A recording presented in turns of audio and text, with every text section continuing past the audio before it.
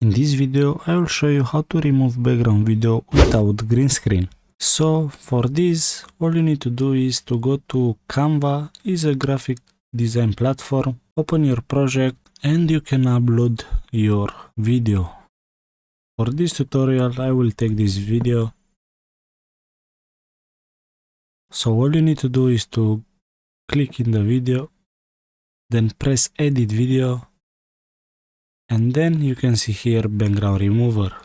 This tool is working only with Canva Pro, but don't worry, you can find in the description a link and you can try Canva Pro free for 30 days. So just press this one and in just few seconds the background is deleted. Now you can change in any color,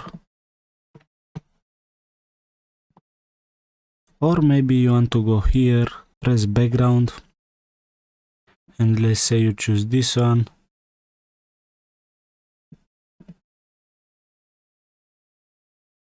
And all done.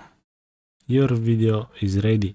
So like this you remove background from any video without green screen. If you find useful this video, don't forget to press the like button, subscribe, and I will see you in the next videos.